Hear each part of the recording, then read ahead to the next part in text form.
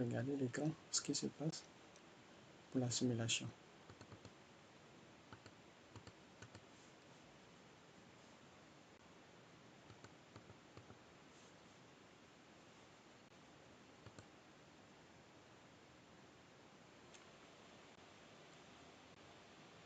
Rien à signaler.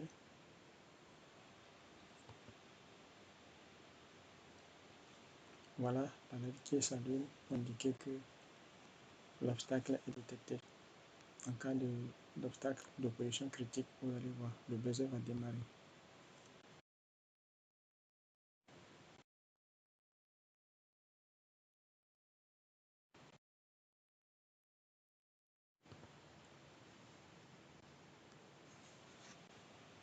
Bonsoir chers utilisateurs, chers abonnés, j'espère que vous allez bien.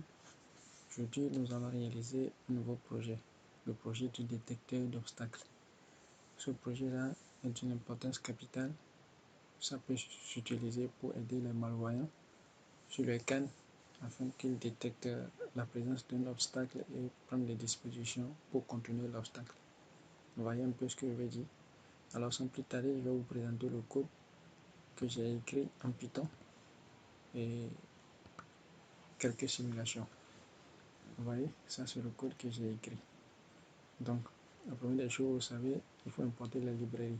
Donc, après avoir importé les librairies, il faut maintenant passer au programme proprement dit. Je vous conseille ceci, puisque nous allons utiliser un écran,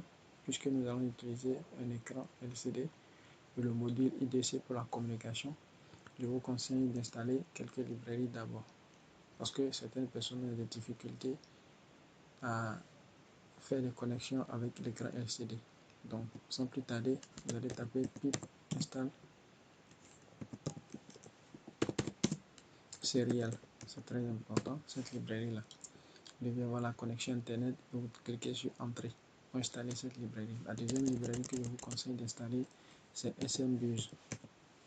Vous voyez, et je vous conseille de mettre 2 à la fin pour la nouvelle version, pour avoir la nouvelle version de SMBus. Cette librairie-là, elle permet de faire la communication avec tout appareil qui utilise le protocole de communication IDC, tel que notre écran. Donc moi je vais utiliser le module IDC pour connecter mon écran. Donc vous allez valider. Après avoir installé la librairie, si vous voulez travailler directement sans fermer l'IDE Python que vous utilisez, vous allez venir sur la console et vous allez réinitialiser le noyau. Si vous ne réinitialisez pas le noyau, toutes les librairies que vous avez installées directement ne seront pas prises en compte. Donc dès que vous réinitialisez le noyau au niveau de la console, vous allez voir que les librairies installées seront prises en compte lors de l'exécution du code sans fermer l'IDE. Vous voyez un peu ce que je veux dire. Donc sans plus tarder, vous voyez les librairies dont on a besoin.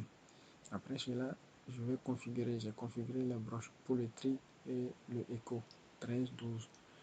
La LED que j'ai utilisée, je l'ai placée au pin 8 de l'Arduino et le buzzer pin 11. Après cela, je configure l'écran LCD. J'ai récupéré l'adresse de mon écran 027. Vous pouvez utiliser le code sur l'IDE Arduino pour récupérer l'adresse. Si vous n'avez pas compris comment récupérer l'adresse, demandez dans l'espace commentaire, je vais vous faire une vidéo pour ça. Alors après avoir récupéré l'adresse, j'ai précisé maintenant, c'est très important, il faut préciser le nombre de colonnes et le nombre de lignes. Moi j'ai 16 colonnes, 2 lignes pour l'écran LCD, 16 x 2. Par la suite, je vais maintenant préciser et spécifier le seuil de détection de distance. Moi j'ai dit à 100 cm, tu me signales qu'il y a un obstacle. Et à 50 cm, tu me signales que l'obstacle, la position de l'obstacle est critique. Vous voyez un peu ce que je veux dire, vous pouvez modifier selon votre besoin. Donc, vous savez, centimètre, décimètre, mètre, vous avez ce qui est ici, la distance seuil. Moi, je l'ai mis 1 mètre et la distance critique à demi-mètre. Je crois que c'est une distance de sécurité. Après, je définis une fonction setup qui va me permettre d'initialiser la connexion avec la carte Arduino. Et pour cela, je dois préciser mon port de communication. Moi, j'utilise le port comme 3. Vous devez aussi détecter votre port. J'ai dit dans une vidéo précédente ou dans les vidéos précédentes comment on trouve le port de communication pour la carte Arduino. Ceci, c'est lorsque vous êtes sur Windows, si vous êtes sur Linux, vous allez trouver ces éléments-là. TT, Y, ACM, ainsi de suite, ou bien DV, ainsi de suite. Voilà. En effet, je continue en disant que je dois initialiser maintenant l'écran. Pour initialiser l'écran, je dois récupérer l'adresse, préciser le nombre de colonnes, le nombre de lignes et passer maintenant pour dire que le système est prêt. Donc ça doit être affiché sur mon écran. Vous voyez, système prêt. S'il y a des règles de communication sur l'écran, je dois avoir aussi le même message. Et dans la console, il doit avoir le message règle d'initialisation de l'écran LCD. Ensuite, je vais définir la fonction qui va me permettre de mesurer la distance. Donc là, je vais perdre le temps de pause, de tri et écho pour pouvoir permettre l'aller-retour du système.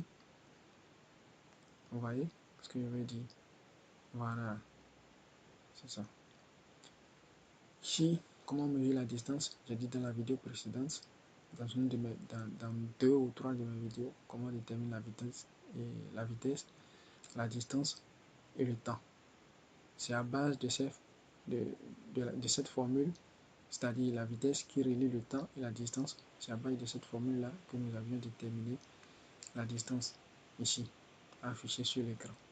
Donc, c'est avec cette formule qu'on calibre l'écran. Donc, la distance maximale, la valeur à partir duquel mon écran ne sera plus en mesure de faire des mesures. Voilà. Valeur pour timeout. Maintenant, en dehors de ça, je vais contrôler maintenant la LED et le buzzer en fonction de la distance. Donc, je vais donner des conditions. Ces conditions-là ont été définies ici. Vous pouvez modifier, vous pouvez me compléter des LED à l'intérieur pour signaler plusieurs cas, selon votre possibilité. En effet, l'affichage sur l'écran LCD. Vous savez, si vous voulez afficher des données sur l'écran LCD, la première des choses à faire, il faut effacer l'écran LCD clear. C'est très important. Si vous êtes en C++, l'IDE, Arduino ou bien vous êtes en Python, il faut toujours effacer l'écran avant d'afficher quoi que ce soit.